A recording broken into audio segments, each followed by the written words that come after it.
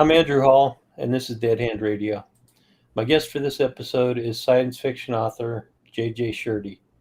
J.J. primarily writes about post-apocalyptic worlds.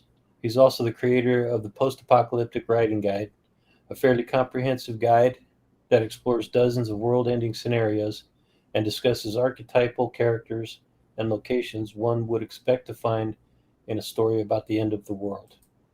JJ is Australian by birth and is currently living and teaching in Taiwan. He and I first met on Twitter due to our shared interests in the post apocalyptic genre, and we've collaborated several times. The topic of this episode is UFOs, nukes, and tensions in Asia, and I hope to get some of JJ's unique insights and perspectives on these issues. Welcome back to Dead Hand Radio, JJ. Cheers, mate. It's good to be here. Yes, thank you for being here. It's always a pleasure to talk to you, my friend.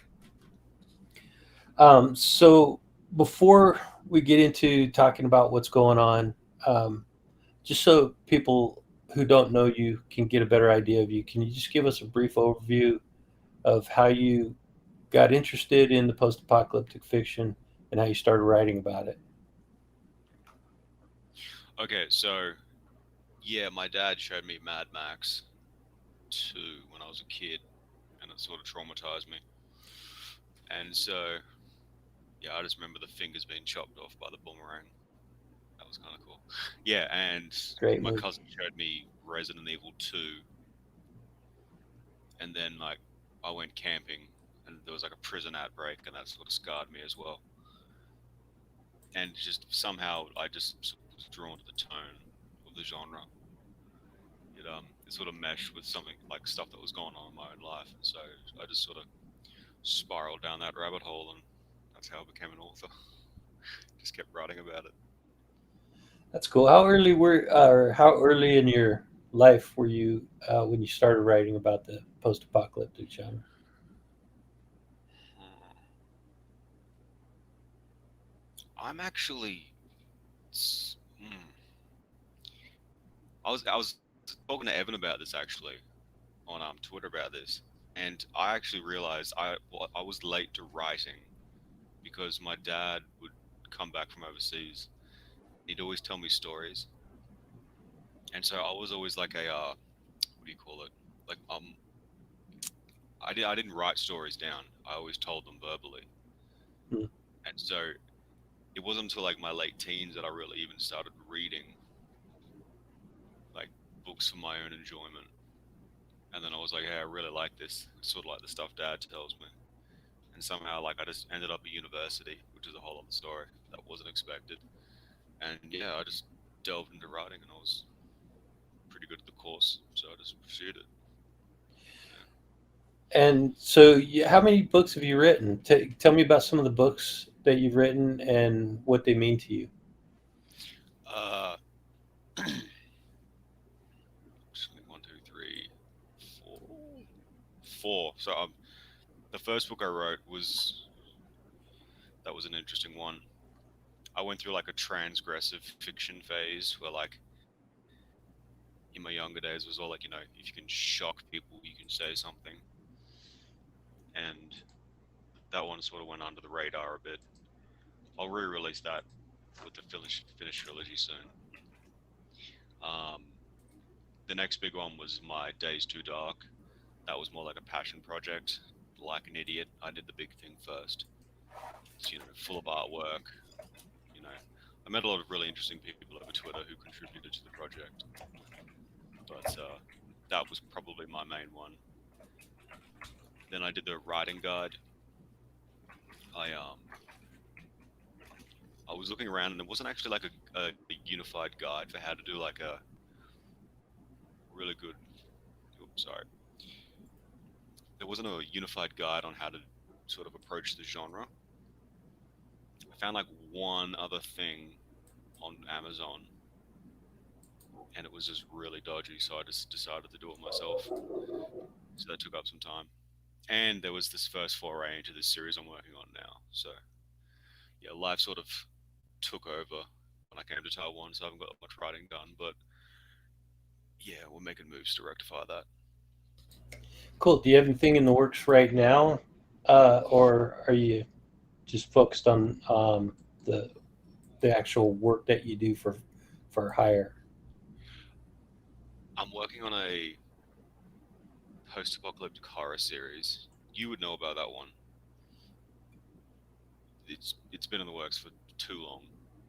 Back in the day, I got drunk and I put out a Twitter poll for people could, say what I should write next, and it sort of spiraled out of control.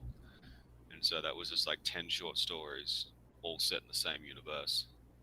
And like, are we on video? Yep, Yeah. we are. So I have this here. Like, that's the stupid amount of detail this is going into. Like, Oh, so just you're doing some legit world building right now. yeah, and like, oh, it's like I said, it's spiraled out of control. Nice. So yeah, but Nice. Out there's of that. control is where most writers like to be, right? Yeah, yeah. That's when you Problem get is your you, best work out of you. yeah, but you can live there. That's the problem. You can spend so much time working on the back works that you don't actually get out and do the writing part. So, mm. Yeah. But yeah, so that and collaborating with a mate back home in Australia, and we're gonna start publishing some stuff together too. So, Right on. So uh, just let's talk a little bit about what's since last time you and I talked. Taiwan had fared relatively well during the pandemic, but mhm. things just started to take a little bit of a turn for the worst. And um, just give me a quick update about that. um, yeah, so there was like an outbreak in the north of the island, and because they've got like a speed rail here, and so somehow it spread to the very south of the island as well. And see, I'm right in the middle, and so last I heard there was only one case here, but they've Taiwan has its own sort of like rating system, like 1 to 4, one being okay, four being terrible. The north of the island is in a 3 at the moment. We're at a 2. So yeah, this is definitely the worst we've had it. I know they've shut down a lot of like public, like nightlife activities, like bars, clubs, um, other adult activities. I don't know what the rating here is, but yeah, yeah, No worries, man. So they're basically shutting down all the fun for adults. yes, yes. Schools are still going, so that means I'm still going to work tomorrow, as of today. But yeah, they were just rolling out like paid for vaccines too, which is sort of irritating. Yeah, Like I live right next door to a very hospital, much. it's right there, and like I was gonna walk across this weekend and get the vaccine. I was like, no, I missed that boat. Wow. Yeah. Well, hopefully they'll start pushing out more vaccines, and that's the problem is that there's a shortage of vaccines, at least in that part of the world. Eh, Yeah, especially here. Yeah, That's part of the whole like China thing. They're it's making it crazy. hard to get So vaccines here. there was a little spike in new cases for you guys that resulted in some new shutdowns, some new restrictions, and Mhm. um, basically you guys are kind of for the next 2 weeks or so. You guys really don't know, um, how long that shutdown's going to last beyond that 2 weeks, right? Yeah, so the north is fully shut down. Well, out of 3, so there's a lot of restrictions. So, but we're still moving around down here, but most of the nightlife is closed. But again, these 2 weeks are gonna tell us how severe it's gonna get. So, but I mean, like everyone here is wearing masks. Like that's not a big deal, and it's not like the start of the outbreak either. Like we've had a year to prepare. Everyone sort of knows what's going on, and so like even people rushing out to buy supplies. The the president is like, it's okay, guys, we've got lots of food. It's cool. But one of the weird things at the moment is we're actually going through a drought as well. And yeah, I live on a tropical island and there's a drought. But so they shut the water off for 2 days a week. They And it's shut your stressful. water off for 2 days a week? They shut it off, man. Like Wow. they don't mess around. How long's that been going on? But, just over a month now, I think. Wow. So like they shut it off for like Tuesdays and Wednesdays, and then for Thursday it's there, but there's no water pressure. So like I'm like drizzling under the shower, trying to have a shower, get ready for work. Yeah. Can't wash my clothes. Crazy. Yeah, it's been interesting. Uh, Rodrigo just dropped into the chat and said hello. Cool. Hi, Rodrigo. Thanks for being here, man. If you once we get into talking about the topic, feel free to drop in any comments or questions you have. I got a message from a friend of mine that he's probably going to be dropping in to join the conversation in a little bit. So he's. I'm not going to say who it is yet. I just want to make sure he's going to make it. Sure. But he'll be here soon if he does make it. Um, Now there's some other news that's kind of related to the topic of tonight, and that's that that China continues to put pressure on Taiwan, and what's what are they trying to do? What is China trying to do with Taiwan? That's a long one. Um, Yeah, we don't have to go into the history of it because I mean, to break it down real quick, Taiwan is considers themselves a sovereign country. China considers them part of China, but Taiwan has really good ties with the U.S. and other democratic countries, and Taiwan has their own government. They're a democratic government, if I'm not mistaken. yeah, But China wants them to. China considers them part of China. Um, that's the short of it. But the most recent news um, that I read was let me pull up the article because that's what kind of prompted this meeting. And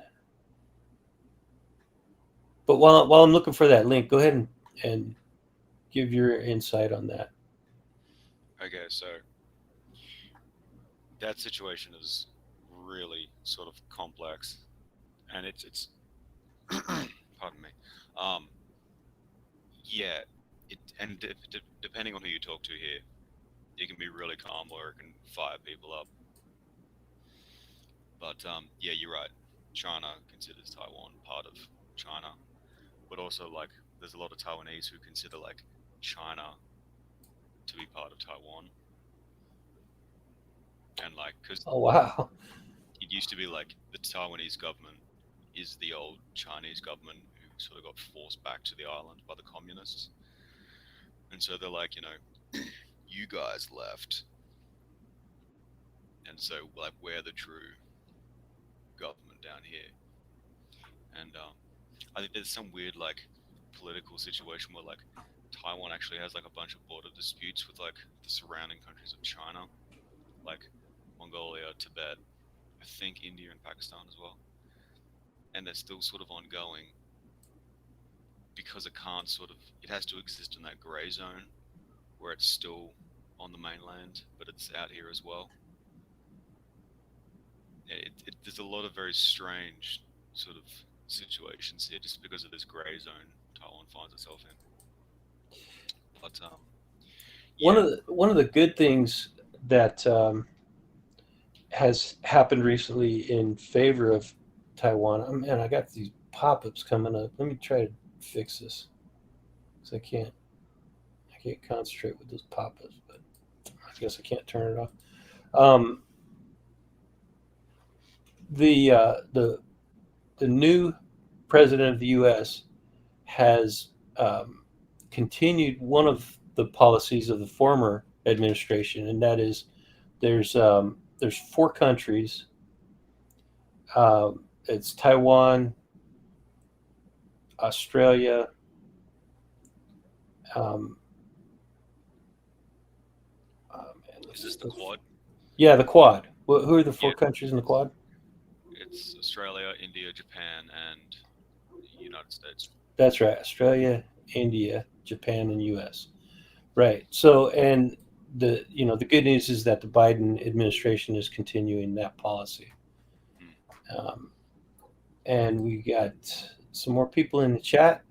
Hello, Santa Maria, and Jeremy's going to join us here. How you doing, Jeremy? This is Hey, Jeremy hey, hey. McCallum, How are you? JJ Shurte. JJ, pleasure to meet you. Good to meet you, man. I'm having a little bit of a problem hearing your mic. Yeah, I've his heard his audio is really low. Okay. So Making sure it wasn't me. you're good. How you doing, Jeremy? I am doing well with the exception that I just broke my camera. Oh yeah, My DSLR camera, the one that I use out in the field all the time, it disintegrated on me last night, so I'm a little bummed about that. But I'll get over it. yeah. That's crazy. That's too bad, man. So we were just getting caught up on tensions in Taiwan between Taiwan and China, and that the Biden administration has continued a policy from the Trump administration to basically protect Taiwan's interests and protect those countries' interests in Southeast Asia. And I was just about to ask JJ, is there anything else you wanted to say about that, JJ? Yeah, I often find I'm talking more with expats than the local Taiwanese about that situation. Like the heating up of tensions between like the US, China, Australia, and China. It definitely seems to be more of an expat issue than like a Taiwanese issue. Oh, that's interesting. Yeah, I think everyone here just sort of wants to live their life. Like they don't like being caught in the middle. Right. So, yeah, that's been interesting. That is very interesting. So would they be okay if China decide, because China's policy is that if they decide that they want to take Taiwan back, they'll go in there with military force to take it back. They've already made that clear. Would those people that are okay with it now be okay with it if they did that? No. Okay. Yeah, I forget the exact figures, but like they did a poll and like the majority don't want to join back with China. And the thing is like, yeah, Taiwan's only got a population of like 23 million, like it's comparable to Australia. Yeah. And the military is obviously nowhere near China's, but they've been building the military for one purpose. Like Taiwan doesn't have concerns anywhere else in the world. It's concerned about one other country, and they've turned the island into like a hedgehog. Well, we hope it doesn't come to that, but that is a potential flashpoint. Um, Hey Jeremy, when if you don't mind when you're typing, I don't mind if you're typing, but it's clacking really loud. Oh, I'm sorry. I'm one of those jerks that uses a mechanical keyboard because I like the tactile feedback. I totally forgot to mute my mic. That's cool. That's I all was I was actually gonna just sending out a little promo on Twitter, letting folks know that I'm Sweet. live on your show right now. So Sweet. Well, clack away if that's what what you're doing. It's just that No worries. JJ's audio is so low, it's already hard to hear. Um, We'll see if this works. Poor dude. JJ's like 8 feet tall, and his head's the size of a basketball, so that's why he's having trouble. Well, you would think with a booming voice that you would be able to put the microphone on the other side of the room and not have an issue, but it seems like the gain is set to the point where you almost have to swallow that thing to get it to come across. Yeah.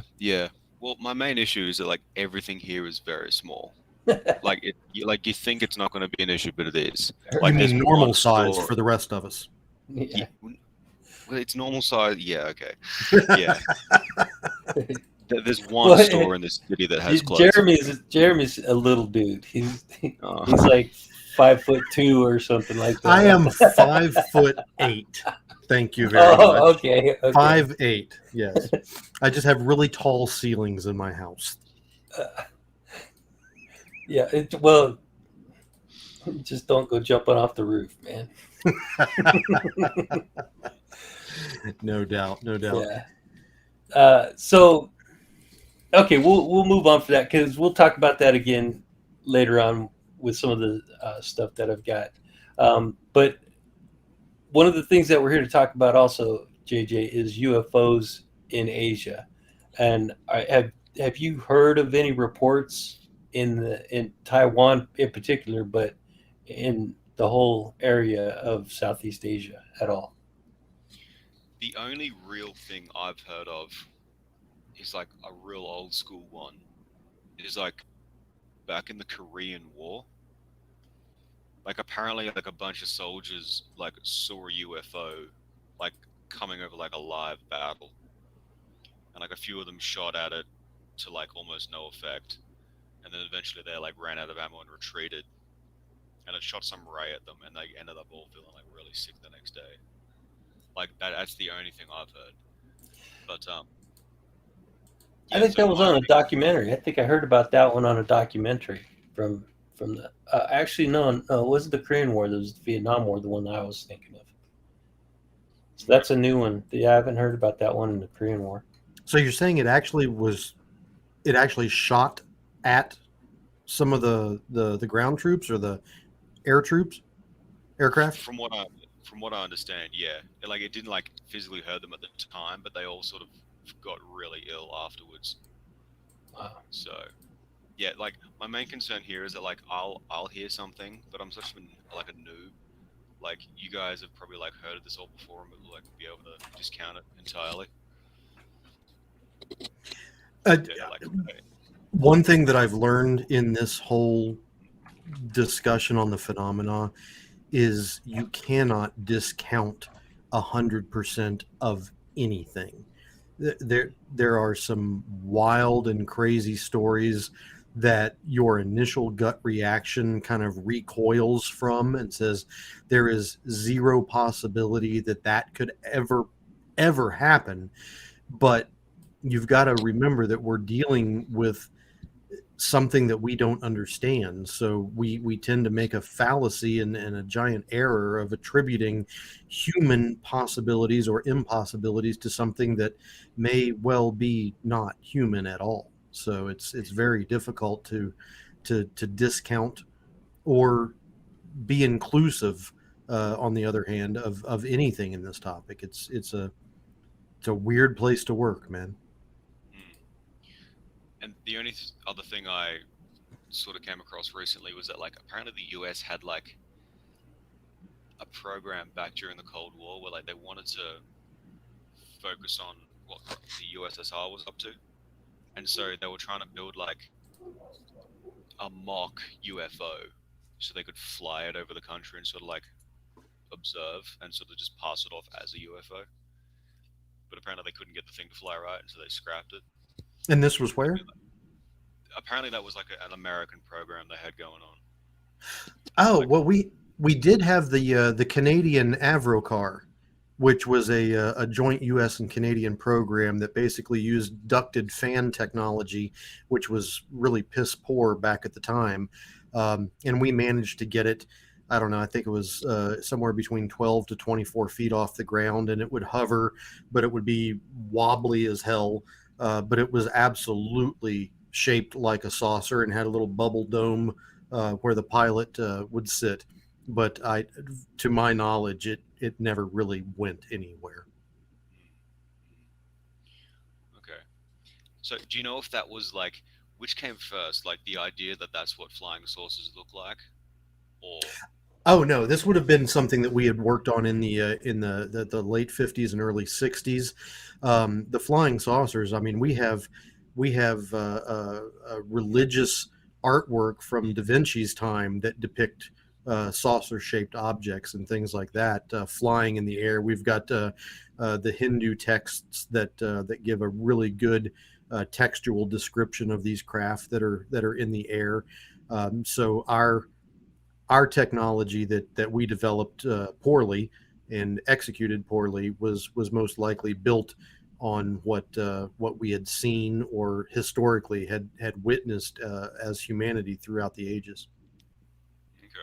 Okay. Okay. And so I don't know if this is racing ahead, but there is concern that one of these things flying over sort of a hot zone is going to sort of kick it off.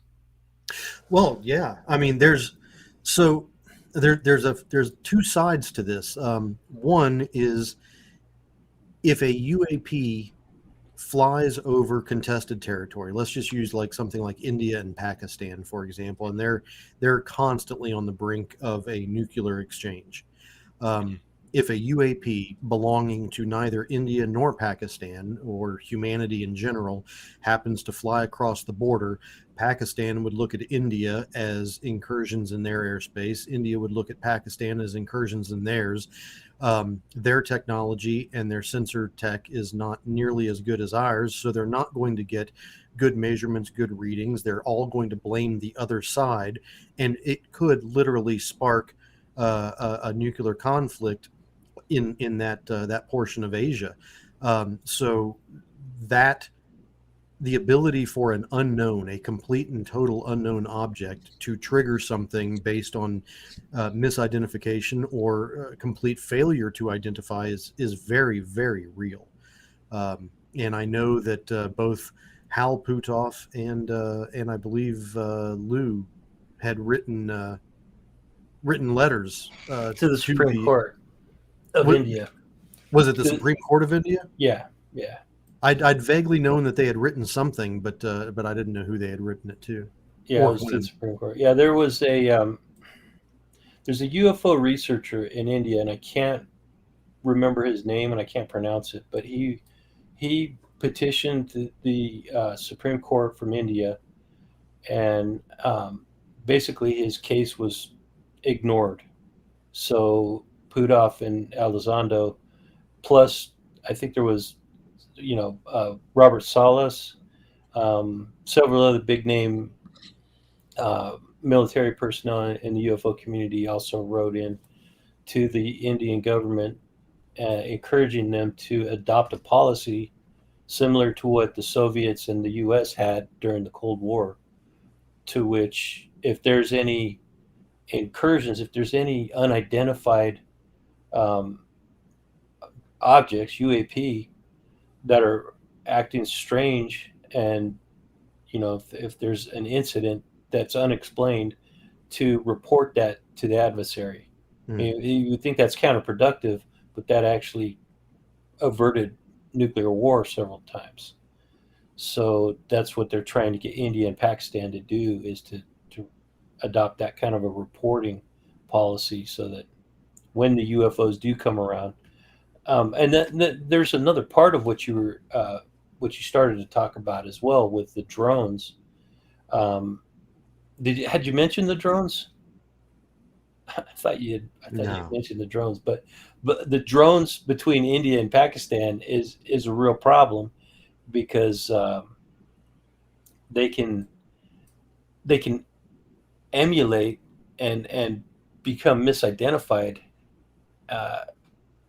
So they can do similar things to the UFO, to what UFOs can do. Like they can turn off or disrupt air defense systems. Oh, absolutely. We have electronic warfare capable unmanned aerial vehicles. Back in the 70s and the 80s, we were flying the EF-111 Aardvark, which was basically an aircraft capable of signals jamming, EMP type of emissions, and able to shut down electric grids from enemy zones. And that technology has absolutely, certainly now been implemented into unmanned aerial vehicles. So being able to fly a drone with an EMP or a signals jamming type of payload over the India and Pakistan border, yeah, that's a tremendous issue. And they they have at times sent missions via UAP across the border, and because they're constantly at odds with each other. But the problem is if a UFO shows up and starts messing with their nuclear arsenal on either side, and they assume that that's a drone attack against them, a misidentification, and they launch nuclear weapons in retaliation to that, or they, you know, launch conventional weapons, and it becomes a conventional war, which would, almost instantly escalate into a nuclear war with those two. Yeah, there seems to be, and I hate to say this because it seems elitist of me to say, but when you compare the United States and the Soviet Union and our brinksmanship with nuclear weapons, it seems like most of our conflicts are guided by tactics and literal brinksmanship. Um, with India and Pakistan, it seems like there is a tremendous amount of ego involved, saving face and absolutely just machismo, for lack of a better terminology. And it seems like it's two countries that are both loose cannons, both with nuclear warheads, and both not nearly as restrained as either the United States or Russia. Actually, that's a good point that you might be able to shed some light on, JJ. Do you share that opinion, or do you think that there's something else at work there? Why do those two countries hate each other so bad? India and Pakistan. Yes. That would be the split from what was the 40s. Sorry, my history of the region isn't that fresh, but yeah. So like Pakistan is predominantly like Muslim, and India is Hindu, Oh, okay. etc. And So yeah, so like it's a religious thing. 1947. Thanks, Shawnee. Shawnee 002 said it was 1947 when they. 47. Yeah, Yeah. yeah. Any They religious strife is typically doubly more dangerous than a political one. Yeah. Yeah, because you have, I mean, they'll go to the ends of the earth to, they'll, well, I mean, a political conflict could be just as deadly, but it seems like in certain circumstances, a little bit of cooler heads prevail kind of policy is going to take precedence over, you know, religious differences. Um, those are sometimes unresolved. That those could potentially be unresolved. I'd had to drop this, but the Chinese internet used to have a term. I'm gonna butcher this, but it's like Baizua. It means like white left, and they used to make fun of the Americans. Like it's a certain political spectrum of Americans, white left, but they stopped that like a year or two ago. So they were really ramping it up and like making fun of them. But because China has a pretty heavy hand on their own internet and how the users operate on it, the government just shut it down and like stop making fun of these people. And so now no one in China makes fun of the political situation in America. Hmm. So I just let it go. Why would the Chinese state restrict its own population from making fun of the United States when it seems like that would benefit the those in power in China? No, well, obviously because they think this is more benefit to them. I mean, you can sit there and be like, "Hey guys, you're being an idiot," and someone might be like, "Hey, maybe they've got a point." But if you just let people run rampant, and you're like, because like that's the concern. Like, it's like especially with the election at the end of last year, like people are like, what's going to happen? Like, while everyone in America was like, this is the election that decides the fate of our country. It's the heart of it. Everyone here was like, what's China going to do when the election happens? Like Right. when the switch happens. So there are sort of external factors as well. So yeah, Not in politics. Never. yeah, We yeah, don't want to go too far down the rabbit hole of politics, but because we're talking about uh, global politics. So if we could keep it on a, mm, yeah. But on go ahead. you you were talking about like the countries, like they do have a different way of doing things here. Like, and earlier you asked about China, like why are they doing the things they're doing? Um, I know China spends more on military, like internal situations than external, like security, and so their biggest concern is their own people, not the rest of the world. And you ask like, because they've got this, I think it's called like wolf warrior diplomacy. What was that? I think the term is like wolf warrior Hmm. diplomacy. And so, like, they had that big talk in Alaska recently where they sort of just fired off against everyone else there. Like America, they chewed them out, they chewed Australia out. And it's like, what like they've built up this goodwill over the past few years, but it seems like they're just destroying it and making enemies everywhere. And everyone's wondering why they're doing it. It's so they can appear strong to their own people. Oh, that's interesting because they have. They have a lot of people, but they have a huge landmass for their, that their country is already encompasses. Um, Mm, it doesn't really make a lot of sense why they need to expand their borders, right?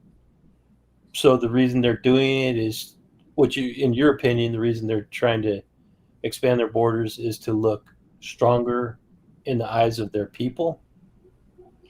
well, they're not. I don't think they're trying to expand their borders, like in terms of like they definitely want to take Taiwan, but that's a whole other thing. But it's more just so they can appear strong to their own people, so they can sort of solidify. And they're doing the whole Belt and Road Initiative, where they're trying to like build up infrastructure around the world and sort of entrap people via debt, entrap countries via debt.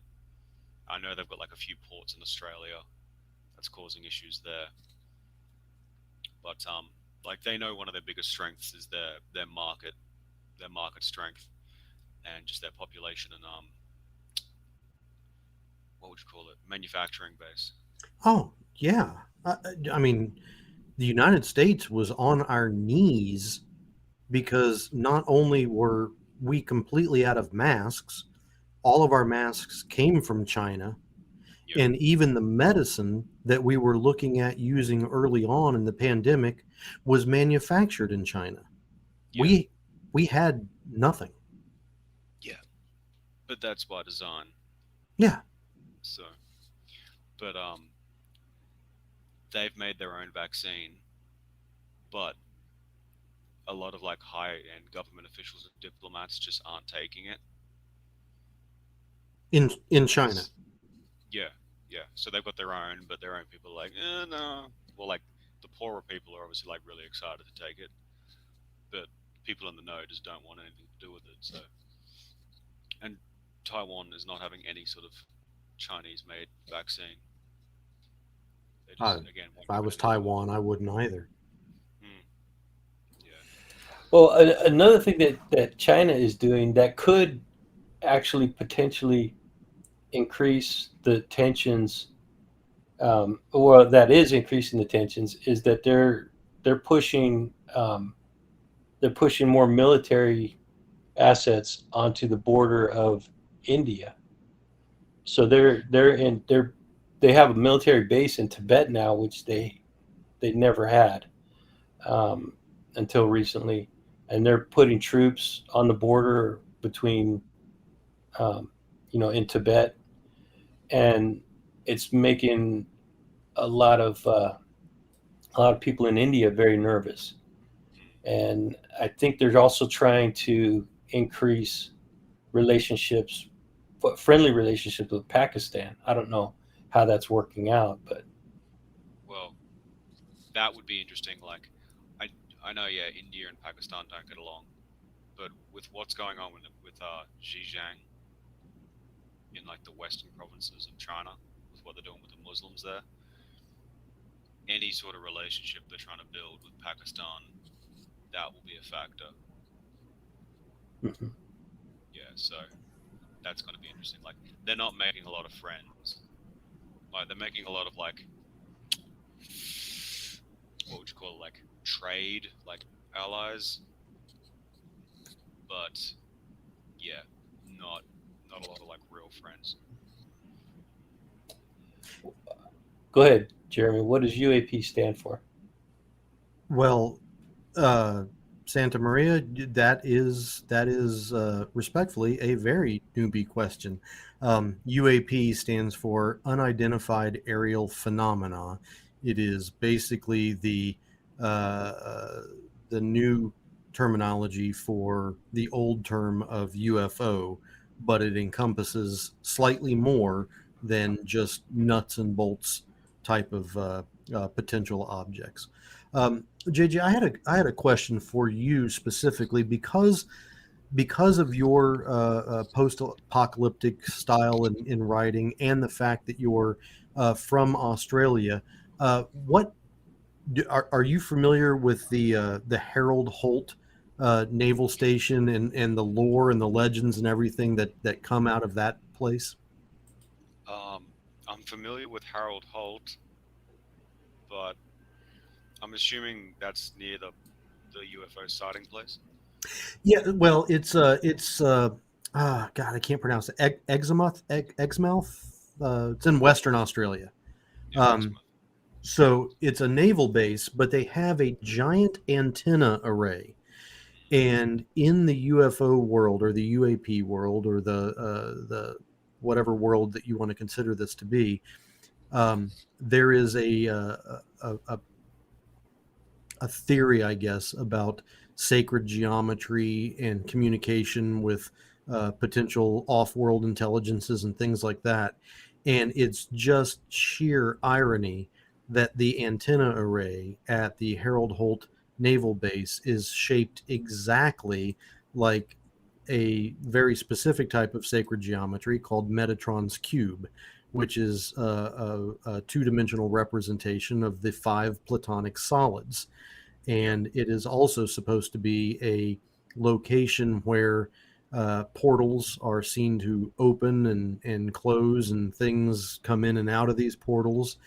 And then that there's a sub story about Holt himself, who conspiracy theorists believe that he was actually sacrificed almost twice as kind of a dark arts type of thing. Though apparently he was, and this is all coming from memory, so if I get some details wrong, please don't crucify me for it. But Holt himself was apparently almost an Olympic swimmer, and was known to go out and swim fairly regularly. But then he was found drowned. Is that not the case? No, we lost him. What do you mean you lost him? We lost him. He disappeared, never to be Harold found Holt, again. he was the prime minister, and yeah, he went for a swim, and we lost him. We don't know where he is. So he just blinked out? He's gone. Yeah. So like that's a phrase in Australia. Like if you pull a Harold Holt, it means you just disappeared.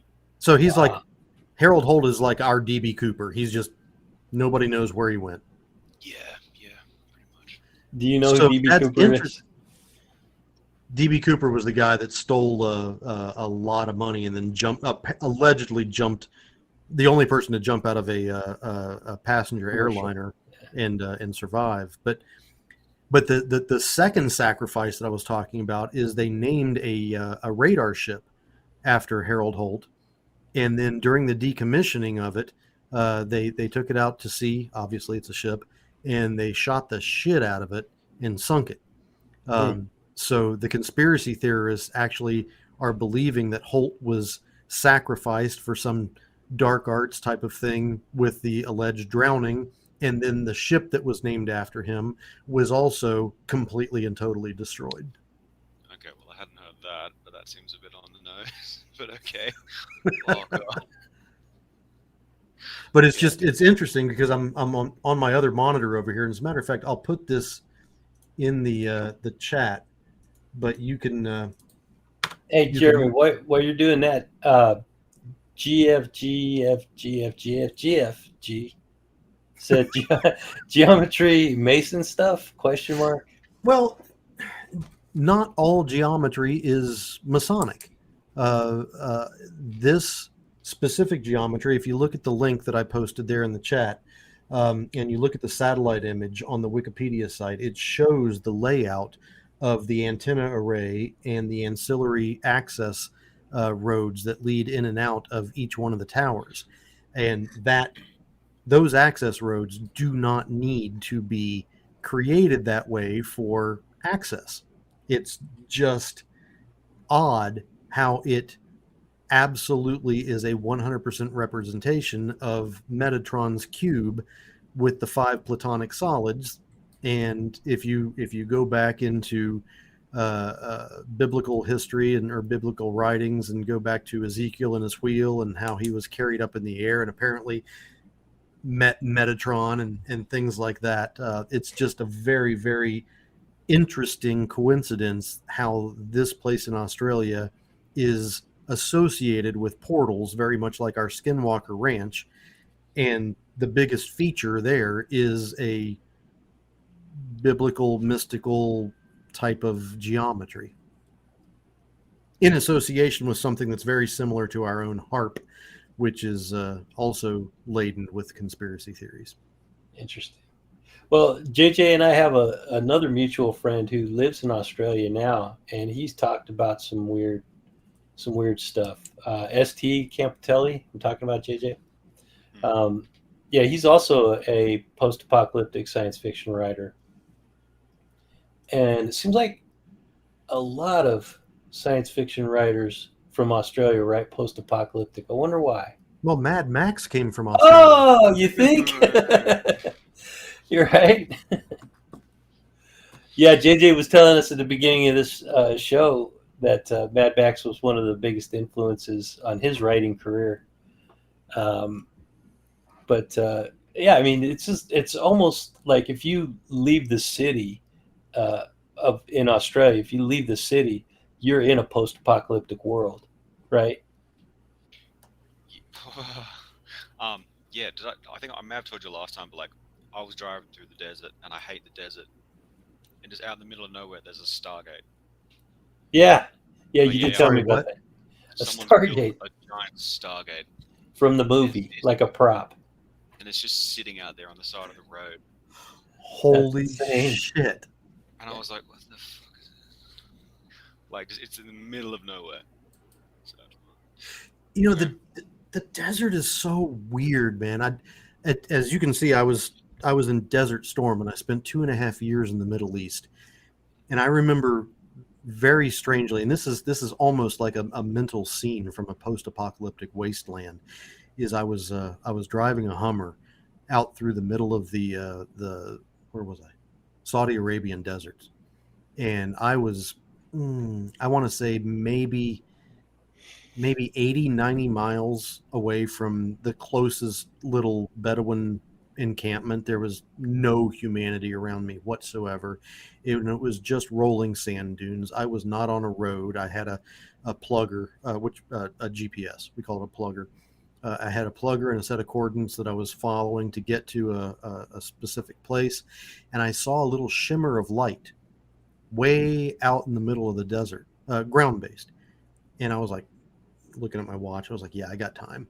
So I made a small right-hand turn, course correction, and headed out to the shimmer of light and drove up this big-ass sand dune. And dude, I swear to you, on the top of this sand dune was an ironing board and an iron.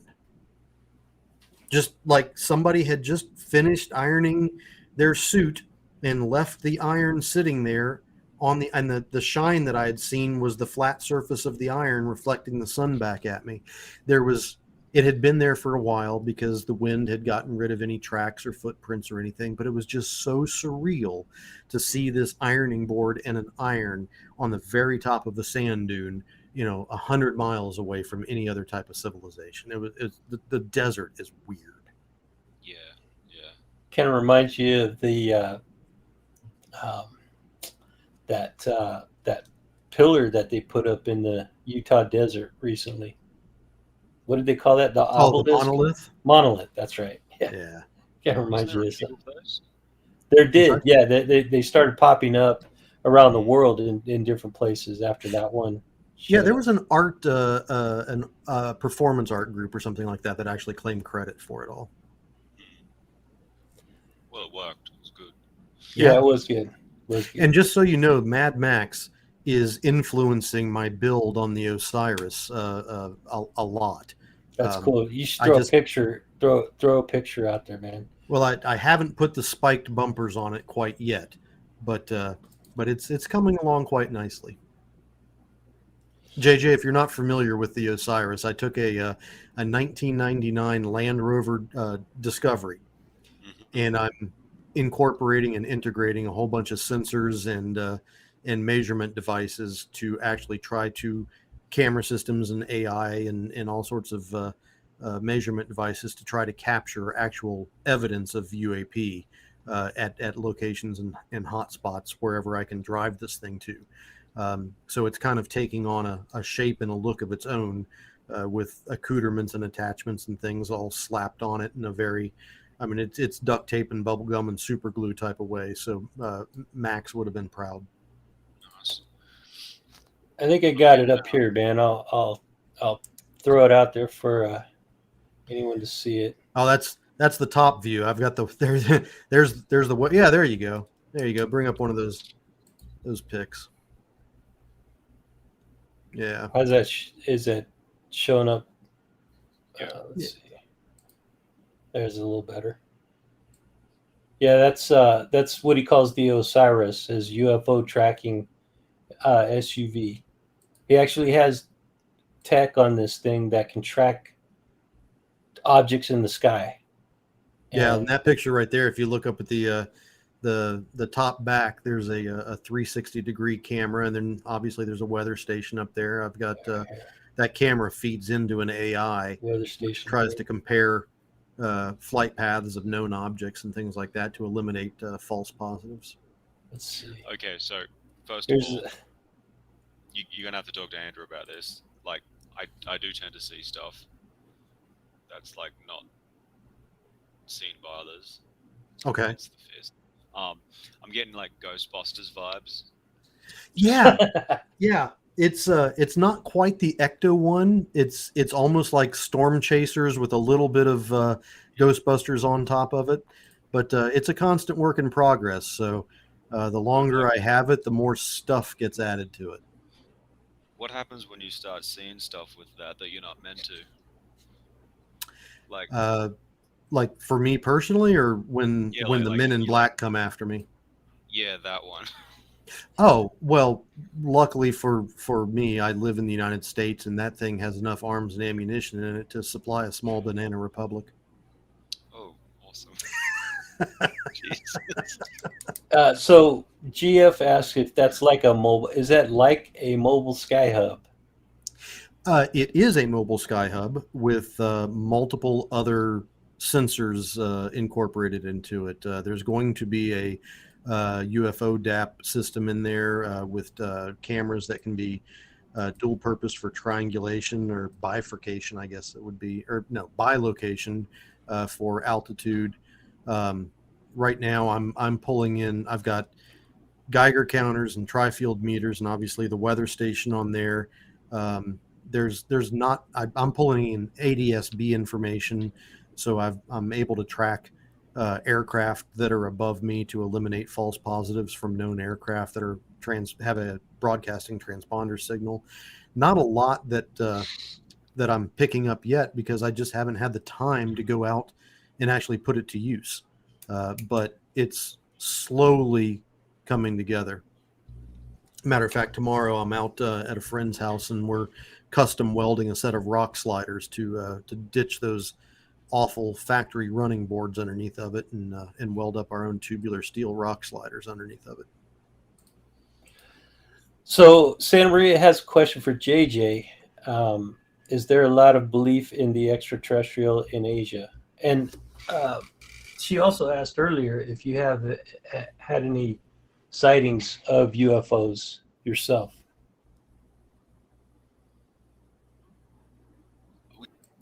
Oh, sorry. We spoke about this last time. Yeah, I've had a few weird things happen in Australia.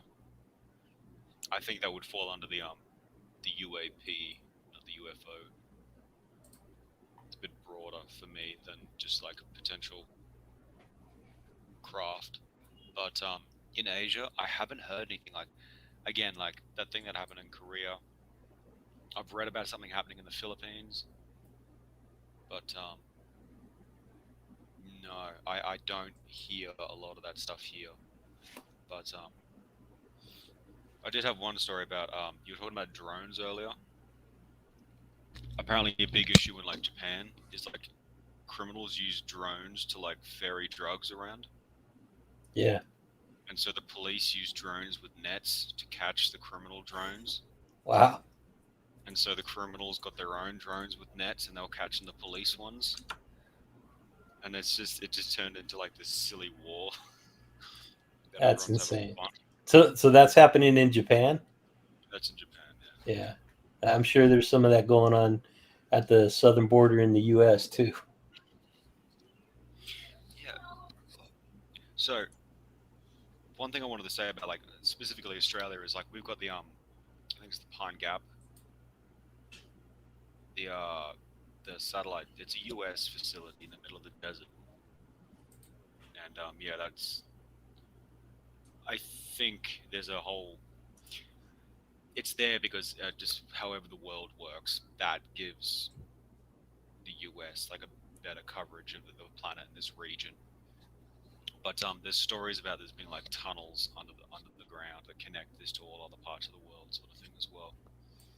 And that's something I was looking into recently as well. Other parts of the world, Yeah, like tunnels. This is like giant tunnels. like going from Australia subsea to somewhere Yeah. else. Yeah. Holy crap! I mean, I'm Yeah. familiar with Pine Gap, and that's one of our satellite surveillance systems that we have down there. We've had it for forever. I hadn't heard of subsea tunneling. That's intense. Yeah. Who allegedly produced those tunnels and why? I mean, it's an Depending- interesting story, and I want to hear about Yeah. it. That's all. I'm not trying to Yeah, be like depending skeptical on or what you critical. read, like there's conflict going on down there. Like maybe they found something. I don't know. But Wow. I know like I think it's the U.S. Air Force. Like I've seen a photo. Like, it could just be like a big mining rig or something. But apparently they're working on some sort of like experimental like boring machine that can move large amounts of earth pretty quickly, and That's that's wild. sort of actually being the basis of this series I'm working on with a friend. So Okay, so yeah, we'll talk about that some more because your forays into science fiction can easily overlap into the UFO and the other stuff that we're talking about. But real quick, Jack Ryan asked JJ and Jeremy, have you guys ever heard of Michael Schratt? And if you have any thoughts on his research? you'll have to fill me in. So, Michael Schratt is a military aerospace historian that has done a series of appearances on things like Ancient Aliens. I think he was on Hangar One. He's written a series of books regarding like the U.S. Air Force versus UFOs and things like that. I am familiar with him, but I have honestly not put a lot of thought into him to get an opinion of credibility or not. I'm just aware of what he's done. I do find it ironic that question was asked by Jack Ryan. Why? Why is that ironic? Tom Clancy. Jack Ryan's the main character in all the Yeah. Tom Clancy books. Okay. So what does Michael Stratt have to do with Tom Clancy? Oh, nothing, just intrigue and military evasiveness and top secret Okay. type of operations and things like that. Got it. Interesting. Jack was the guy that was with Sean Connery in Hunt for Red October. That I believe that was Jack Ryan. My neighbor's dogs are barking again, so if you see my audio muted, Jeremy, just keep talking, okay? Yeah, no worry. I don't want the dogs to bark over, especially when JJ's talking. So, okay, here we go, Mr. Sin. We did talk about that quite a bit already. If you just got here, yeah, Shawnee 002 just said India, Pakistan, but also India, China, Taiwan.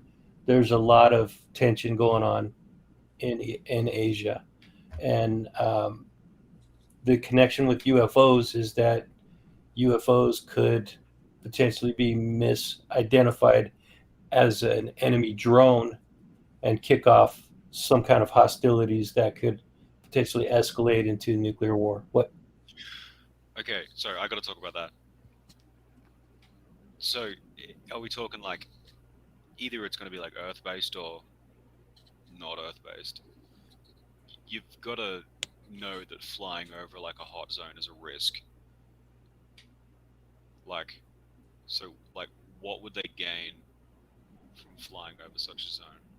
Are you talking about the UFOs, UAPs? Yeah. You want to take that one, Jeremy? I'll mute so the dogs. What was the don't question? interrupt. What would the UAPs gain from flying over that?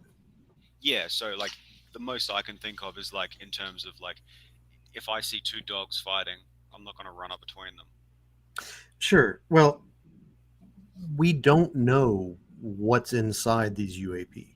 We don't know if anything is inside the UAP. It may well be an AI, some sort of solid state autonomous system that has no humanity and operates on pure logic. It may look at us the same way that we look at an anthill or a dogfight, but with its technological possessions and the apparent ability to either traverse a tremendous amount of space or with its potential ability to manipulate space-time or dimensional travel. I don't believe that our domestic squabbles would threaten it that much. The idea of the UFOs with their prolific incursions over areas with nuclear weapons or nuclear propulsion systems in the case of our strike groups and our carrier groups and things like that. I know that there's a lot of different theories out there. Some of them are compatible, some of them are competing. Everything from they're monitoring us because our nuclear testing damages them in some way, shape, or form, or damages space-time in some way, shape, or form, or we were never supposed to have them. There's a lot of different theories on that, and they could be monitoring. We know from direct testimony and admissions that UAP have seemingly disabled our ability to launch our nukes, while at the same time in other instances have seemingly turned them on and opened up the blast doors, readying them for launch. So it would appear that they have the ability to control our nukes. Well, in that instance, just to follow up, it's been speculated the reason that they're doing that, turning the nukes on and off, is to send us a message of don't use the nukes or we can destroy you. Sure. Or we can prevent you from using the nukes. And I have a huge problem with that theory, because if they can turn on or turn off nuclear missiles, and entire nuclear silos, they could send us a fax. Okay, so stupid story. I was at a sushi restaurant with my sister. You know the sushi trains, Yeah. Mm-hmm. and like we're sitting there talking, and like a plate just moved. Like that's it. So like A plate- telekinesis, telekinetically. No idea, but like we're just sitting there eating, and like there's a plate between us, and it just moved, probably like 5 centimeters. Like there's no wind, there's no nothing. It just moved, and we're like, okay. We're like, okay, that's fucking weird, but Well, it's not a stupid story. I mean that. It's a weird story. but like that would be the facts. Like, Okay, so I get what he's saying. What he's saying is their way of, they think maybe they don't realize that we don't get the message, and they're sending us the message the way they think that it could be understood. So in that case, was the UAP telling you don't eat it anymore? You're going to gain weight. Oh no, he's. but it's a good point. It is a good point, because think about when we sent out the first probes, the 2 probes that we sent out, Voyager 1 and 2. We send a disc with yes some digital information on it. Every satellite that we've sent up that has left our solar system has had information regarding humanity embedded into it. And in order to read that, we included a cipher. And if they wanted to read the information, they would have to figure out that cipher. That's the only way that we felt that we could get our message across. Maybe they're, messing with our nukes is one way for them to try to get the message across. Another way is to, abduct humans and give those messages to the humans that they abduct. Well, yeah, like the point with the nukes and the plate was that like the facts can be easily misinterpreted or easily missed. But if your nation's nuclear silos are flapping their, doors, yeah, that's something you're going to pay attention to. That's a wake-up call. It absolutely is a wake-up call. I've always been very curious, and I know that Lou Elizondo has said it, and a lot of people have confirmed it, that when the UAP that UAP have turned off our nuclear capabilities, I am very, very curious, and nobody's asked Russia that I know of, if when our nukes went offline, if at the exact same time somebody else's came online. Yeah, that's concerning. Because yeah, like what happens if they're like, okay. Here's a good question. Hold on. Here's a good question. Why did the aliens not stop the bombs in Japan? Because that was apparently the wake-up call, I guess. Although that's not true, because we did a shot at Trinity, which would have alerted them, and allegedly it did alert them. In fact, they probably knew that we were working on the nukes. Well, also, they're 1940s, 1947 Japan. Everything was manual. We dropped bombs. We dropped nukes, not with launch codes.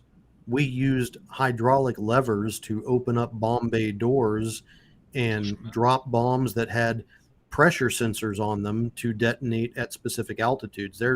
Those things didn't have sophisticated guidance equipment or computer controlled or codes to them. It was stupid tech is what it was.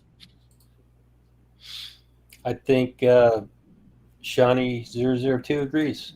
So JJ, I interrupted you and you were about to make a point. I'm sorry. Did you want to complete that thought? I'm not sure what it was.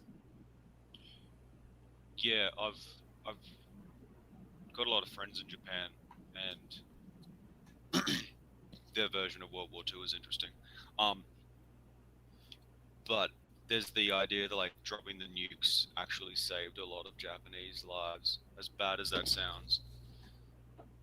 because like the only alternative was for like America and all the other allies to go in there and actually storm the island, like boots on the ground sort of thing, and that would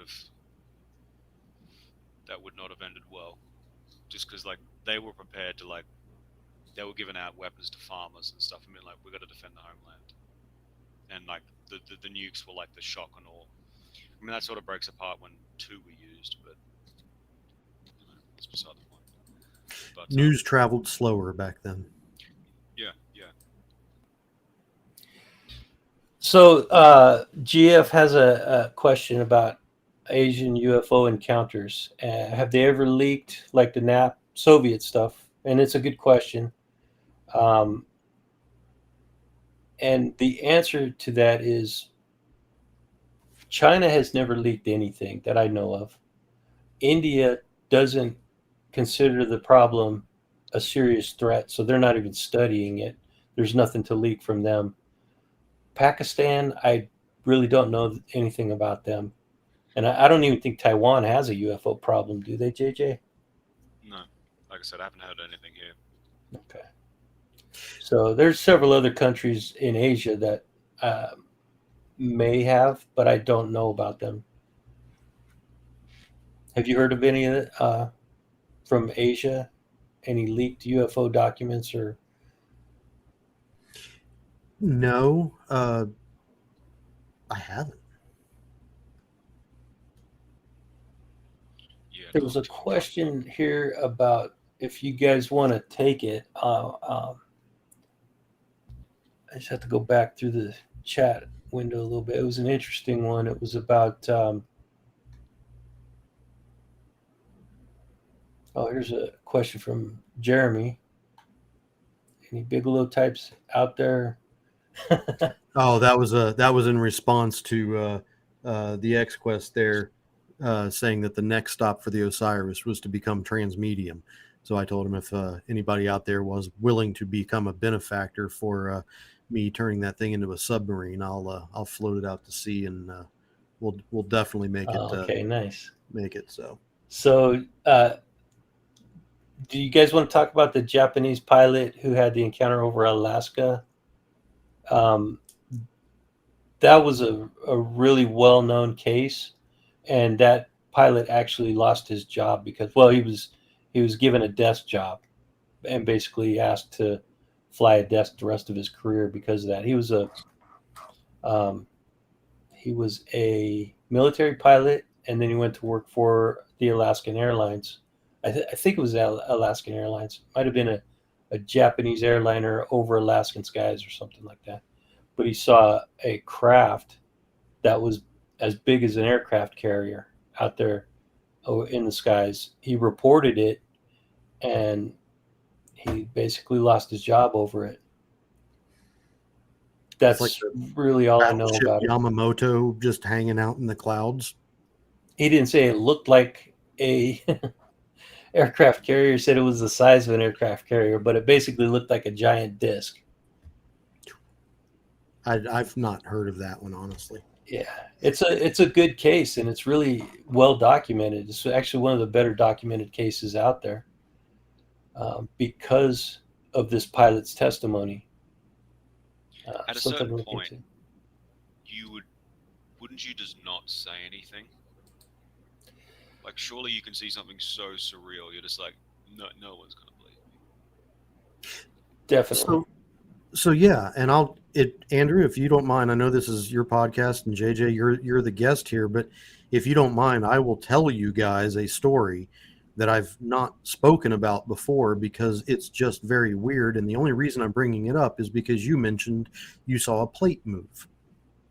Okay, Jeremy, I found that question. Can you hold that thought for just Yeah. a minute? It's an interesting question from Jack Ryan. What do you guys think of the Christian religious convention going on, discussing ETs and the impact of religion? I don't know that much about it, honestly. Have you heard about this one, JJ? I haven't, but the only thing that comes to mind is the movie Contact. Remember the old Jodie Foster thing where they're trying to reach Yes. out for aliens? And like I remember, like religion isn't that big of a deal in Australia. Like I know, United States is like a very Christian country, but Australia is just not that, religious. And so one of the characters, like they're trying to talk about, whether they should reach out and sort of make contact with the aliens. And this character, like this preacher, is like, we don't even know if they believe in God. And like, that was like the valid point. That was his like this is going to solve this crisis. I'm going to raise this point. And I was like, what has that got to do with anything? Yeah. But, Yeah, this the Christian Religious Convention. I have heard about this. There's a big a big group. Now, do you know anything about it, Jeremy? Have you looked into this? Tangentially. Okay.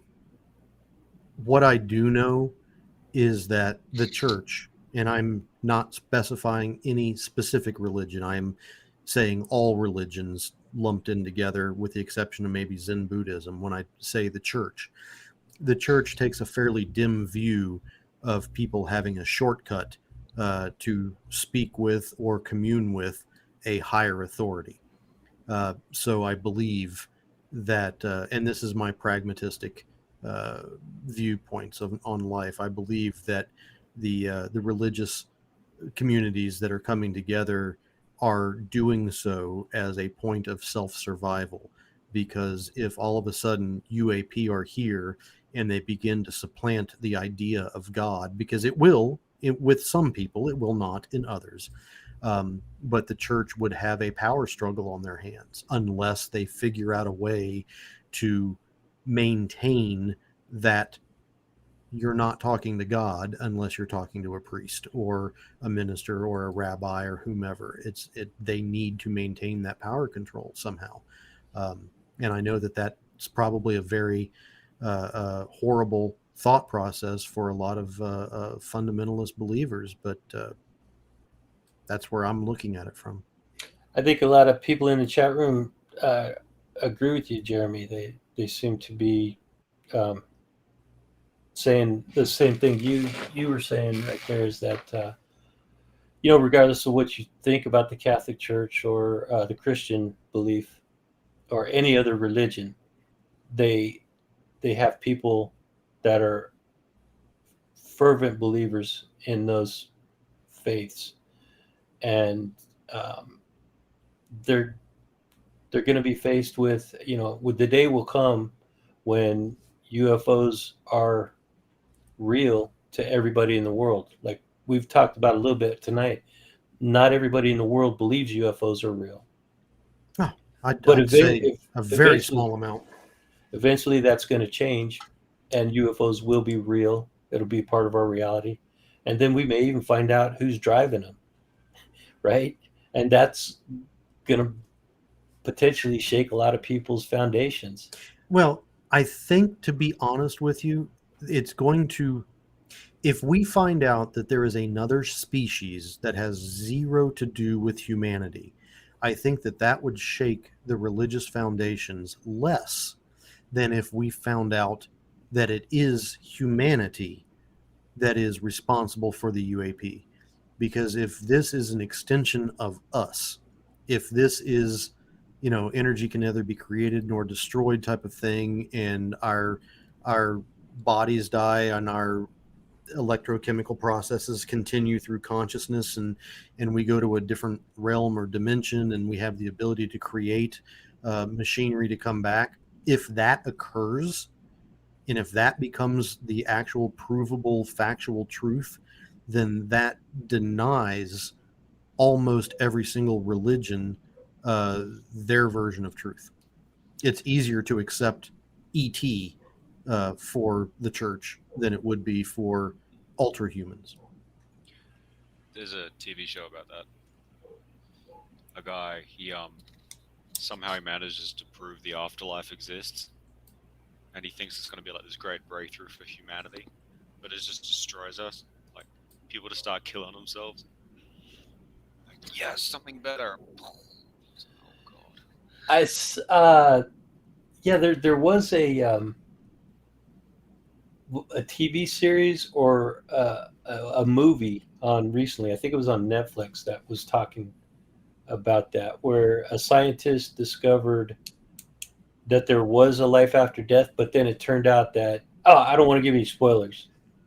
So, but I can't remember the name of the movie. It was a pretty decent movie, and I just recently saw it. But it might have been made a while back.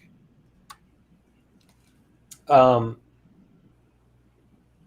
so yeah, GF with the nuclear connection and the shutting down of nukes. I'm worried about countries like North Korea, Pakistan, India, Russia, and China.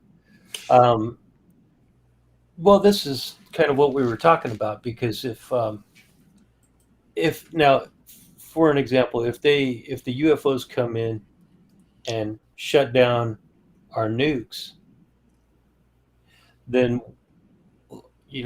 with the conflict between India and Pakistan right now, they are just looking for a reason to fight. So if they mistake that UFO incursion for a drone incursion from an enemy, and then they launch a counterstrike and it escalates into a conventional war, then that is going to doubtlessly escalate into a nuclear war. And that's kind of the point of this episode, is that there's some several hotspots within Asia that could easily escalate very quickly into a conflict.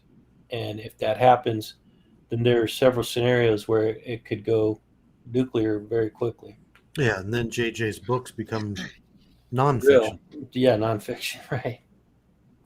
We don't we don't want that to happen, but To bring it back to that, yeah, I think like you're asking why China would want to like take Taiwan, and there is like the historical point of the communists wanted to take all of Taiwan for all of China, not just the mainland, but also because they want that defensive line. Like they're holding Tibet because it's a massive barrier. It's a defensive point that they can hold. It keeps, it shores up their defenses on that side. Same thing with Taiwan. If they control this, they have a staging area to sort of jump out of the Pacific Ocean. And so that's why they want to take it.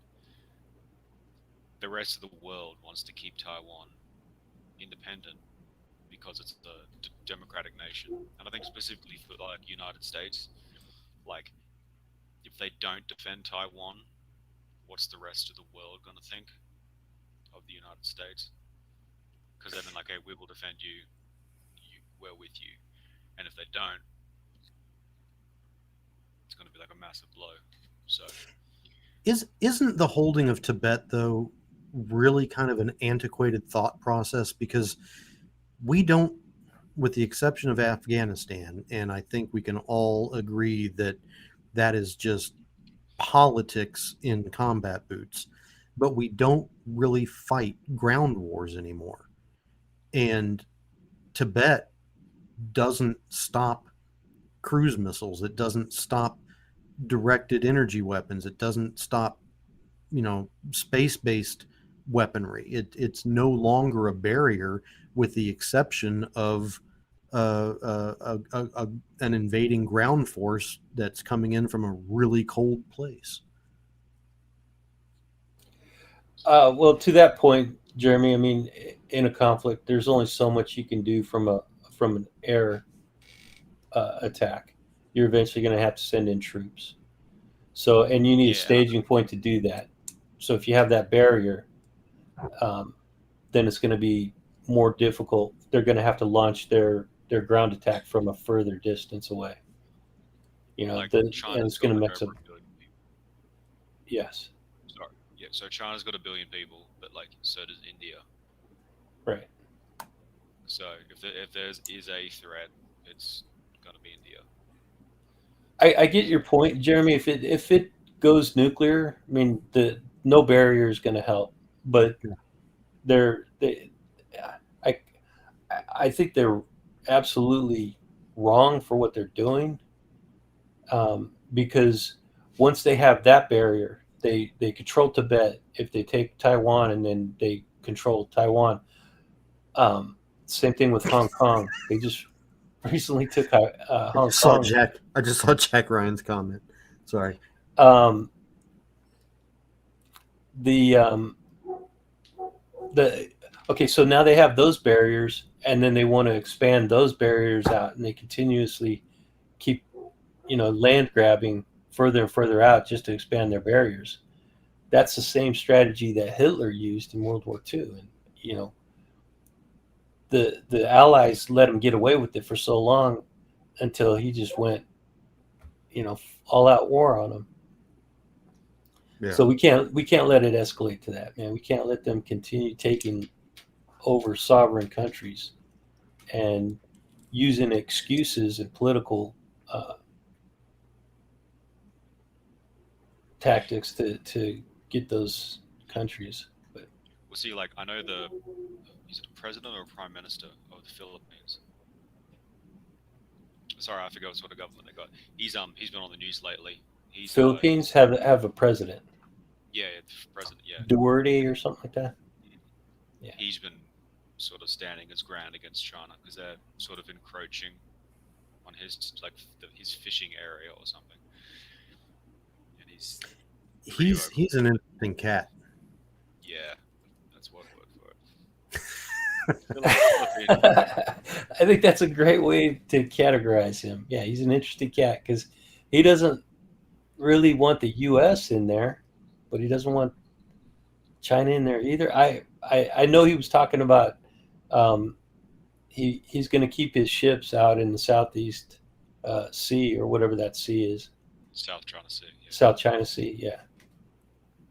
Yeah. I just read that earlier today or a couple of days ago. I read headlines from Asia just to keep up on what's going on over there. And if a headline catches my attention, I'll go read the article. But what was the comment that you started giggling about there, Jeremy? Oh, Jack was asking if Taiwan has TIE fighters. That is a good question, and it would be super cool if they did. But they don't have UAPs, so probably not.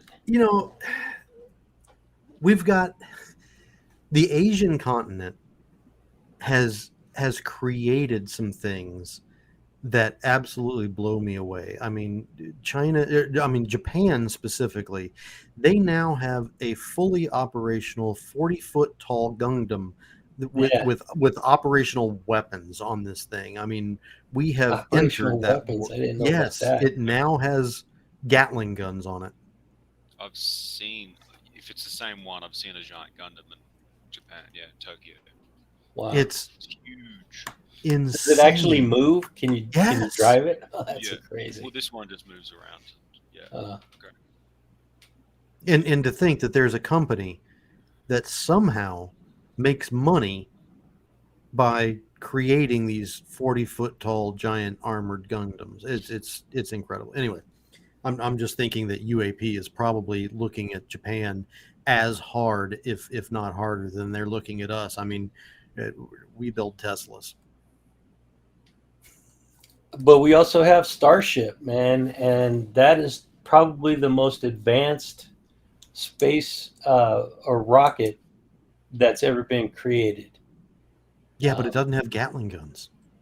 You can put Gatling guns on it, man. Why don't you give Elon a call? As a matter of fact, I challenged him the other day. I challenged Elon Musk the other day, and obviously I got no response. But so He just wasn't paying attention. no, You got to yell a little bit louder. What was the challenge? I'm curious now. I got to find. Let me come back to that. I got to pull up my Twitter. Okay. So, JJ, is any of this this topic that we're talking about tonight, is it good fodder for your science fiction stories? Yeah. So, this project I'm working on with a friend is we're looking at making just the old school pulp fiction.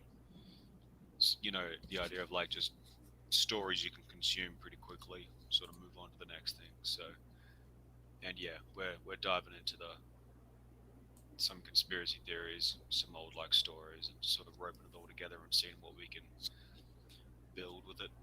But yeah, So is it going to be so explain it a little bit more, because is it a series of books or is it a compilation or an anthology type of?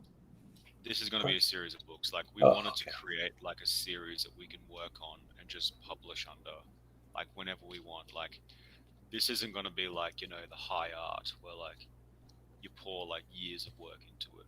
Like we're building the groundwork now, and then once it's sort of up and running, we're just going to be able to like pump out stories for it.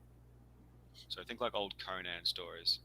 Okay. Conan goes, meets a girl, saves the day, gets the girl. You know, Are they all post-apocalyptic, or is it just science fiction, or is it all genres? this one is, yeah, I guess the word is post-apocalyptic, but more science fiction. Think like, yeah, soldiers, different sort of creatures they're fighting and stuff. It's set on Earth, but yeah, so it's definitely moving more towards science fiction than focusing on that post-apocalyptic side of Are things. they going to be interrelated? Like you could have characters crossing over or Yeah, events that cross over? Oh, yeah, that's yeah. cool. That The idea sounds is like really you build interesting. like a world. Yeah, yeah. So the X Quest asks, didn't someone just build a functional Iron Man suit? Yeah, And my the answer to debrief. that is that was Jeremy that did that, Yeah, I wish. wasn't it? No, the debrief just did an article on that. Actually, it was a bulletproof, fully functional Iron Man suit. I think it even had some sort of repulsor system built into it. But Crazy. yeah, yeah, Well, I'd love to have one of those. So that guy what? built like a hover jet, like a backpack, and like the boosters on his arms. Oh yeah, yeah. I've seen the guy Okay. fly from ship to ship on some of the Yeah, bases. yeah. I've seen recently that they're starting to use those for combat purposes to uh, deal with pirates. Did you guys read that article? They're No. using those backpacks to get troops on from ship to ship fast enough to retake a ship that's been overtaken by pirates. Damn. Well, it eliminates a single loading point. You've got 12 guys flying into a ship at the exact same time from 12 different positions. You can't defend against that too easily. Yeah, definitely. So the challenge that I had for Elon was I can't find it, but basically paraphrasing myself was that if he decided to step up and fund my Osiris project, if I find definitive proof of UAP, that he would have to wear an alien themed hoodie for at least 1 month, which would include like board meetings and things like that. But and then Graham, I cannot pronounce his last name, but it's Graham Gunther. He was the captain of one of the ships on the TV show The Expanse. He picked it Yeah. up and retweeted it, and he was talking about trying to get the rest of the cast involved in promoting that tweet to see if we could actually get Elon to respond to it. Oh, cool. Okay, GF, have a good night there. I just want to give a shout out to uh, Danny Silva and the Silver Record because a lot of the material that I was talking about came off of an article that he wrote on his website. His website is thesilverrecord.com or silverrecord.com. No the in it, just Silver Record, and that's Danny Silva. I encourage you guys to check out his work. He writes a lot of stuff, and he's a serious researcher, and he's got some pretty good connections. Go check out his website, check out his writing. He might be on this program eventually in the future. I threw an invitation out to him earlier today, and he said he would come on at some point. I wanted him to come on today because we were talking about this stuff, but he couldn't make it. JJ, you ever get to the States? Yes, back in 2005. Yeah. Where'd you go? Oh. Oh, okay. Was it research based or was it just a let's go to the U.S. type of thing? Family reunion. My dad is American, so Okay. yeah. Weird story, like, because we flew from Brisbane to New Zealand, and like a nighttime flight, and like I was one of like the only people awake, and just randomly you hear this. I was like, what the fuck is that? And like the captain came over and he's like, that was nothing.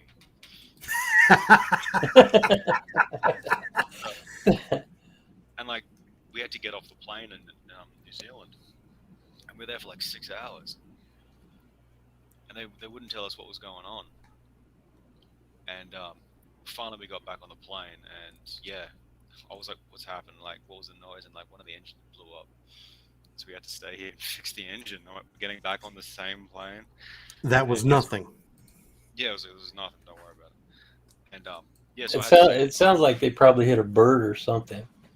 yeah, Because they're apparently when I was Graham Rendall, he was on my show a couple weeks ago, a month ago, and he was telling me that bird strikes are really common, actually, but they're not reported.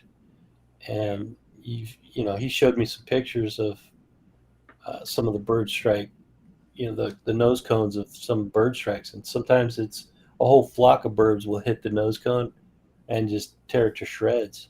yeah. So you blame it on the birds. The birds didn't hit the nose cone. The airplane hit the flock of birds. There you go. That's what happened. But yeah, The birds were just hanging out, and here comes this 500-mile-an-hour jet smacking into them, right?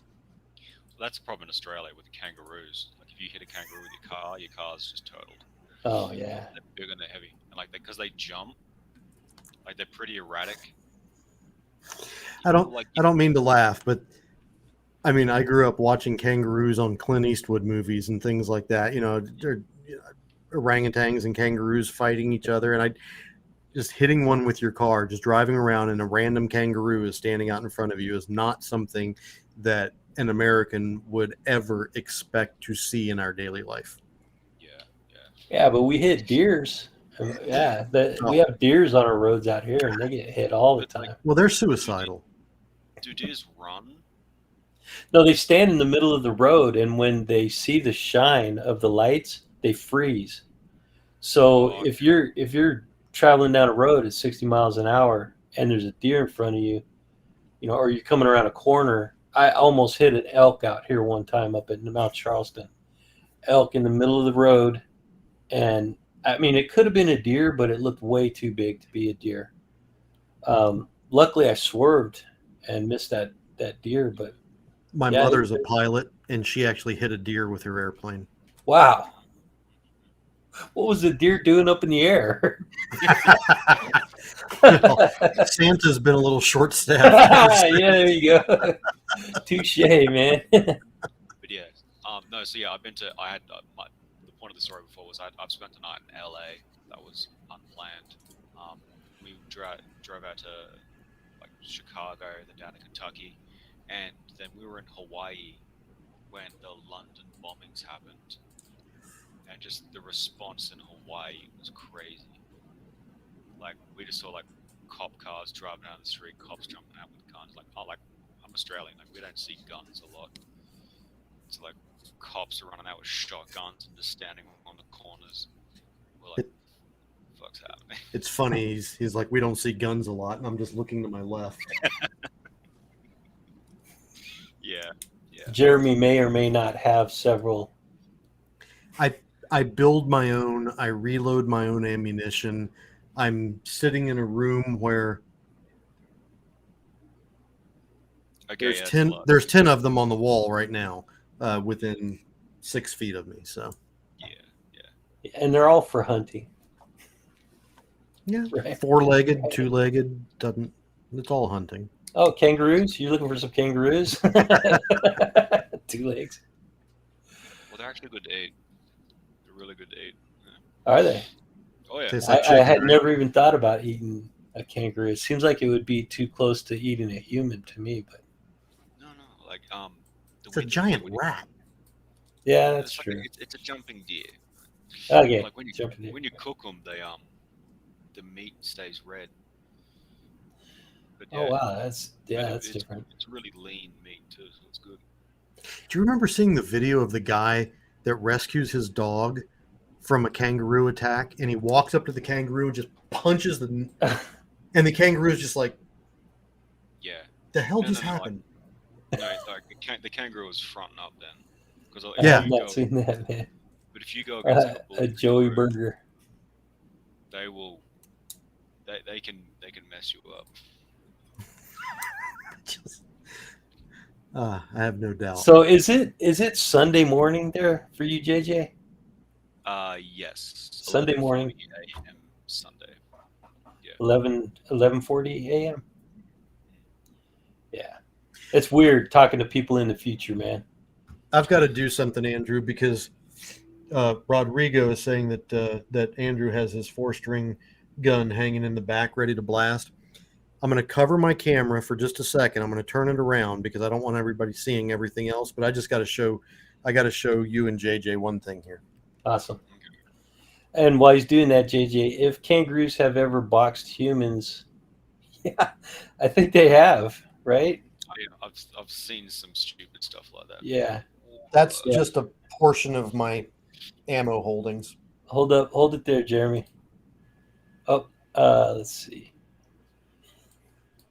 There we go. Just a small portion of my ammunition. And those are all self loads. Yeah, except for the 12 gauge. I don't load 12 gauge.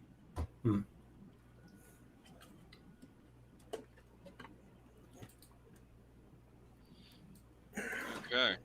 Lucky I was wearing pants when I stood up. Yeah, right.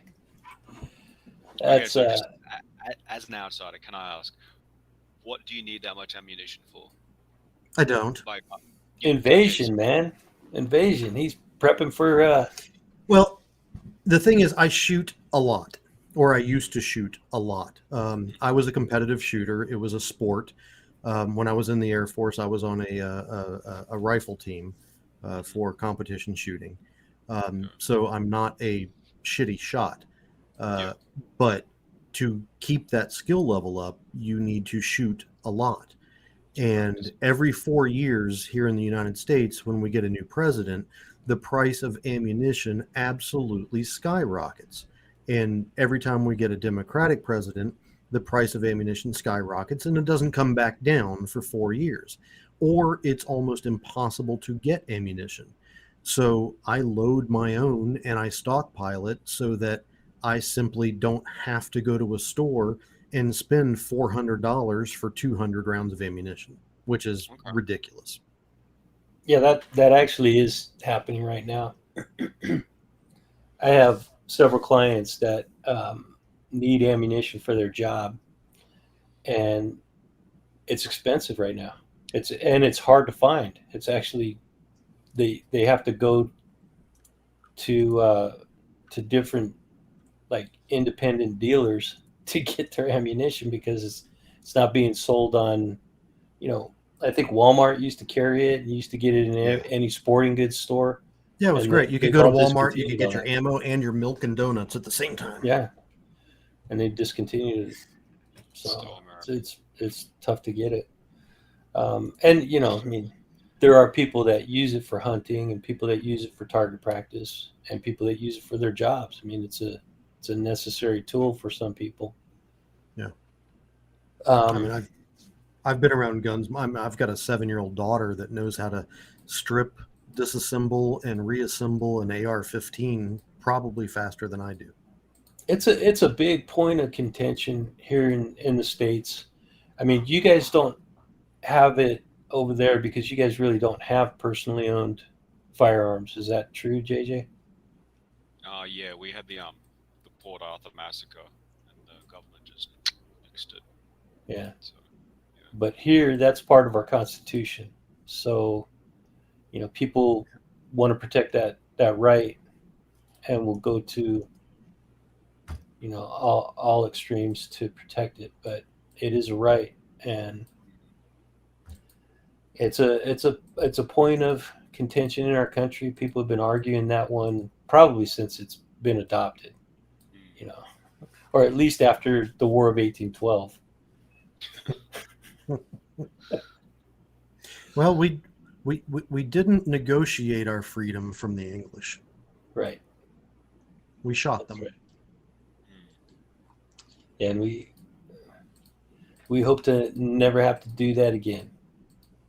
Because I like the English. And well, it also goes back, JJ. You made a point earlier that they were talking about in Japan. They were handing out weapons to farmers and things like that. They were preparing their citizenry to defend the homeland from a U.S. invasion. There is I believe it's a quote from one of the Japanese generals that said that in the United, and I'm probably butchering the quote, but he was saying that invading the mainland of the United States would be next to impossible because there's a firearm behind every blade of grass. Hmm. Yeah. The thing with like old school Japan, like before the nukes went off, is that like they had the whole like warrior culture thing going on. Like their whole Bushido code was just crazy. Like they had like no concept of surrender. Right. Like if you Yeah. surrendered, it was just like you are done. Like you might as well just kill yourself first. Like that was like the big problem with like the whole like the rape of Nanking in China. Oh, China, yeah. Yeah, like a lot of the Chinese were just like surrendering, and if you like you surrender to the Japanese, they're like you are worthless, and they just did whatever they wanted to them. And the weird thing is, was like it was actually like a Nazi in China who set up like a safe zone, and he was like protecting all these like women and children from like the Japanese because they were just going nuts and just doing the worst things possible. But yeah, he sort of got hushed up back when he went back to Germany because Germany was allied with Japan at the time. Hmm. But So is yeah, Taiwan? Santa Maria has a question for JJ. Is Taiwan experiencing a gas shortage? I haven't heard of a gas shortage. I know Taiwan doesn't have its own fuel, so they import it. But yeah, no, I haven't heard anything. But yeah, no, the main thing at the moment here is just the water. Like, if you look at like Sun Moon Lake, it's Were you about here when he was telling us about that, Jeremy? No, They no, I turn the missed. water off 2 days a week over in Taiwan. Why? there's a drought. Like they They're an Taiwan. island. It's an island, so they don't have enough water to give to distribute to all the people. So they so have they to rely ration on it. seasonal monsoon typhoons to bring in the water, but it hasn't been raining this year, and so the reservoirs have gotten real low. I am so curious as to why island nations or coastal nations have never invested as part of their national infrastructure into desalination facilities. They do have desal here down in the south, but it's not enough to do the whole population. I think UAE has some of that too. I think United Arab Emirates use massive desalination plants. But yeah, like JJ said, it's expensive and it doesn't provide a lot. But yeah, I mean, you would think you got the whole ocean out there, right? Mm. Why not just get a big machine that can convert all of that ocean water into water or drinkable water? Well, apparently one of the problems with that is like you're taking out the salt, and they just dump the salt back into the ocean. A lot of the coastal marine life doesn't like that sort of increased salt levels. Yeah. But yeah, oh, actually, they've speaking of groundwater, they've started like drilling in the parks here to look for water. Wow. For Yeah, wells, yeah, they're just underground wells. Wow. like it's really weird. Like, does anyone here play video games? Yeah. Yeah, you know World of Warcraft. Yep. Yeah. Oh yeah, yeah. I used to play that. Yeah, you know Arthur's like the Lich King. Mm-hmm. Okay. There is a gigantic statue of Arthur's the Lich King, like holding out his sword, like just in a park here. Wow. And I was like, what the fuck is this doing here? Yeah, So that's a Drilling little for weird. water. it's got to be a little ironic for you as an Australian, where Mad Max was invented, and water being True. the currency of the day, and now living through this with water shortages in a time where the the area that you're in is subject to potential massive military actions. It's got to be kind of like 1980 reliving itself. Yeah, I don't know if you can see that, but it's a giant statue. I'll hold it right there. Hold it right there. Oh yeah, with his cape blowing out in the wind. Yeah, yeah. That's cool. Do you know how tall that is? How tall does that stand? It's about I 12 foot. yeah, I stand up around the base, Oh like wow, yeah, that's yeah, huge. up his leg, so it's pretty big. Um, well, no, like I've been here for like 3 years now. Like I wanted to go home earlier, but you know, the thing happened. Um, but like I missed like the fires in Australia. Like I think it was 20, 2019, 2020. Australia was just I think it burning. was the beginning of 2020 Yeah, so I when missed those all that. fires hit. And then Taiwan's just for the past year, like we haven't missed a day of work. Just the thing never came here until now, and so yeah, everyone makes the joke that like the post-apocalyptic author is missing the apocalypse. Yeah, yeah, but the city you live in looks apocalyptic as well. Some of those photos that you shared of the Yeah, buildings with like yeah, it's almost like they plant plants on top of buildings out there. yeah, yeah, and that just don't care. Yeah, There's a tree on my building, whatever. yeah. That place seems a little bit off. So that's a little bit different. Yeah, and it's the craziest city just in terms of architecture. Like they don't care. It's like here's the Roman building and here's the modern brutalist structure. Like they're right And next to here's each the other. Lich King. Yeah, yeah. It's just, like at a certain point you're just like, okay, cool. Let's just keep going. Yeah, You ever spent a they're lot of time in Japan? Pardon? Have you ever spent time in Japan? Yeah, I went back. I went there in 2015. Yeah. Is there a significant cultural difference between Taiwan and Japan as far as their day-to-day routines? And because Japan has some serious weirdness to it. Yeah, yeah. There's a lot of difference. Um, like even the Taiwanese think the Japanese are weird. um, yeah, it's like the work ethic is pretty similar. Like people here work like crazy. Um, you've obviously got like the high density urban living, the sort of the Yeah. blend of like traditional and modern life. But yeah, Japan has definitely got more focus on like the cutesy sort of like pop culture stuff. Japan has vending machines for the used underwear of porn stars. wow. Yeah, yeah,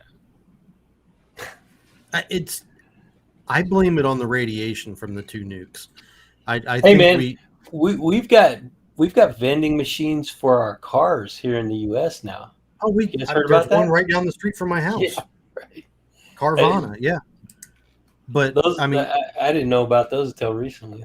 That's I pretty did, cool. man, the time that I went to Japan, and I'll say this, and then I have to bounce. I have to take care of my child. But Yeah, we're gonna wrap it up anyway. when I went to Japan, I landed at Narita, Tokyo Narita International Airport, um, and I had, of course, I was getting off the plane, and after a long international flight, I wanted to use the bathroom. So I finally found the men's room. yeah, I didn't know what to do. yeah. I So there's a didn't squat. know. No, this it wasn't just like a hole in the ground type of squat. This was a toilet that Captain Kirk himself probably Yeah, helped design. yeah. It They've had got those high tech. more buttons, levers, knobs, twisty dials than I could ever possibly imagine. It kind of looked like it was half Borg with all the hoses but everything was in kanji with Hello Kitty telling me how to take a dump. Yeah, Wow. yeah, yeah. I was in Kyoto. I was walking around like a 500-year-old castle, looking for a vending machine so I could buy a can of water because it was just so hot. A can Just- of Wow. water? yeah, yeah, and it was so surreal. I was like, how did I get here? Like, what is even going on? And it's just like, yeah, cool, okay. Like at a certain point, like that's the joke. Like that's my life. Like you just have to be like, okay, yep. Well, in the U.S., we don't have like those civilizations over there are so ancient. They've been around for millennia, and in the U.S., our I think our oldest city is 300 or 400 years old. Yeah, our country's only 250 years old, Yeah, plus but or we minus. there were cities Yeah, before the revolution, yeah. Well, but Australia's even younger, so yeah. yeah, similar sort of But situation. the ancient civilizations in Australia, just like in the U.S., is people living in huts, and those no longer exist except for Yeah, as ruins. yeah, It's just it is cool. I've never been to other countries that have those ancient cultures like the UK. You know, they have well, that's actually 1,000-year-old castles. that's being like a point of interest lately because like something China's trying to pull. Like you're familiar with the concept of like the nation state. Yeah, yeah. China's trying to bring about this new thing. It's like no, we're a civilization state. Oh, So it's not about like the actual country itself. It's like the culture, the identifiable people with the roots. Because like China's got a pretty turbulent history, so you can't say like China, but you can say like the Chinese civilization. That becomes much more impressive and grand. So Well, there's no borders on a civilization. yeah, it gets a bit more wishy-washy, but it's still something you can believe in and you can sort of rally people around. true. You know, That's true. yeah. So So, out of all the books that you've written, post-apocalyptic style, what do you, if you had to bet a dollar on how the world is going to end? Oh, he What's wrote a book about it. About but all the well, ways no, the world could end. sure, mm, but how do you actually believe the world is going to take the last flight to Paris? I don't think it'll be any one thing. It's not going to be like all nukes. Like it'll be like the cascading clusterfuck, like just things that just happen and happen and they spiral out of control. Like you know, political tensions rise up, conflict happens, we go to nuclear war. That sort of settles down, but then like the economies bust, people start starving. We can't grow food because the global temperature rises too much because of all the nukes that have gone off. There's a refugee crisis that causes the system to collapse. So, Yeah, literal hell on Earth. well, pretty much. Yeah, like it's actually pretty hard to end the world. Like you can't just be like nukes. It's like it's good. Like a lot of things have to sort of be in place for it to sort of happen. Because I mean, like you could be out in the Maldives and just you've got no idea what's going on. You're just Right. Yeah. living your life. The rest of the world's dead. But What along those lines, and this one's for both of you guys. What does the end of the world look like to you? Not how does it happen, but once civilization is dead, what does it look like to you? Does that mean there's nobody left, or there's no That's the question. organization left? That's the question. How does it look to you? Are Oh. there people still around? Do the people rally together to form a new society? What does that look like after civilization collapses? For me, it would probably be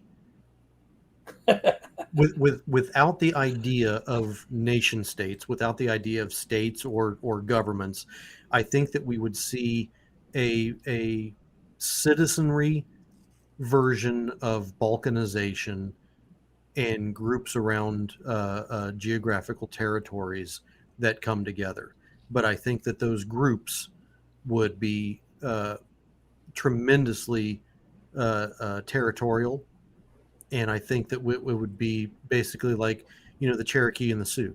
Tribal. You, yeah, it would be very, very tribal. It would be constant war on the borders of the balkanized pockets of citizenry. yeah, again, depending on what happens, but yeah, small groups of survivors becoming very sort of focused on the area, more focused on like survival and like farming, just trying to like live. And yeah, so territory does become a concern at that point. And to be honest with you, I think one of the best places in the United States that's going to be able to survive would be the Las Appalachian. Vegas. Oh. No, God no. Shh, we're toast out here. The Appalachian area, the Appalachian Basin, because it has every single resource. It has the energy. It has the coal, natural gas, and oil. It has the vegetation. It has the forests. It's defensible because it has the mountains. It has the water because of all the rivers. It has the food because of all the wildlife. And it has some of the most hardened people in the entire United States because they've been living like it's been 1800 ever since the 1500s. That's true. That is true. Yeah, there's a lot of poverty in that area too. That's where I'm from. There's not a lot of industrialization in that area because it's all mountains. It's all mountains and meth. Yeah. Oh, I didn't know about that. Yeah. Yeah. Like my knowledge of geography in America isn't that great. Like my old man was from Kentucky. That's the Appalachian Basin. Yep. Yeah, like the east side of Kentucky is in Appalachia. Mm-hmm.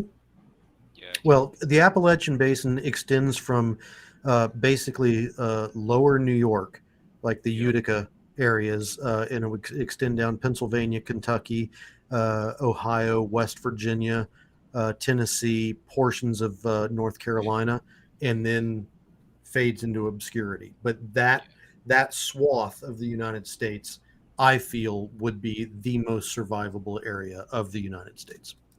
Yeah. Well, actually, Fallout 76 would agree with you. Like, I recognized a lot of the places on that game because I grew up there. Yeah. And like, it didn't get nuked. Well, like, why would it? There's no reason to nuke that area. There's nothing there. It. And I was like, but then why did you set a post-apocalyptic game here? It's a game about nuclear war, and you set it in the yeah. You know, people want to walk through the nuke zone and see the ruins, right? Yeah. All right, guys. Well, let's try to wrap this up. I mean, we got way off the topic, and for those that are still here with us, thank you so much for being here. For everybody that listened, awesome for you guys to be here. Thanks for all the comments and questions. Jeremy, go ahead and give us your digits before you head out, and then you can jump off, and then I'll. Jeremy, unidentified. Okay, Jeremy. You know what? Luis made a good point the other night. You kind of need to think about updating that thing.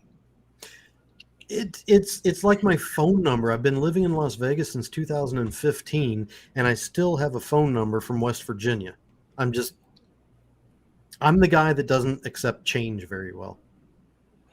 And I'm also the guy that's looking for UFOs, so go figure that shit out. You're like Jazz Shaw says, you're a normie or you're not a normie. Yeah. I think Jeremy's definitely not a normie. Yeah. Jazz is going to be on Monday night. He's coming on the show. Oh, nice. Yeah. All right. Monday night, 5 p.m. And then I don't know who is coming on next week. But thanks for joining us tonight, Jeremy. I hope we do more of this. Hope you come on the program more. Absolutely. Love it. Appreciate you being here. Always love to hear your input on stuff. And if you want to head out, go ahead and jump off. Yeah. I need to bounce and take care of my daughter. I got a 7-year-old who needs to go to bed. Cool. Well, tell her and your wife thank you for, letting you come hang out with us. We appreciate it. Everybody absolutely appreciate it. JJ, it was a pleasure meeting you, and I'm gonna have to get on Amazon and order a few of your books. Definitely, they're good books. Yeah. Awesome. So sorry, I just cut them off. Sorry, Jeremy. But JJ, go ahead and let people know how they can get in touch with you and how they can find your books. Okay. So I'm on Twitter at JJ and I've also got the blog at just jjshurte.com. And my books are all on Amazon. Very cool. And please do go buy a few books of his. At least 10, which means you have to buy a couple of them twice. Yeah, I'm working on it. Yeah. Yeah, I can't wait till you guys start with the new label and start pushing out those new little pulp fiction books. That'll be cool. Yeah, that's what we've been working on in the background. Yeah. Actually, yeah, like I found like I took a month off Twitter recently, and yeah, that was really helpful for that. Oh, you did. Jack Porteous Yeah. did too. He took some time off. Yeah. I didn't even realize he was gone Mm, because he's pretty quiet when he's there. But mm, when he disappeared, I was like, "What? Nobody told me Jack was gone. What's that?" yeah. Yeah. Yeah. But nah, working Cool. on it. Well, But thanks yeah, for thank you for coming and hanging out with me, JJ. I know it's a little bit off topic from what you normally talk about, but um, it's you all hung good. in there More with us, interesting man. stuff. Yeah, cool. Yeah. Thanks for sharing your insights as always. It's great, been great talking to you, and we'll have you back on again soon. No worries, man. Take it easy. Yep, everybody have a good night now.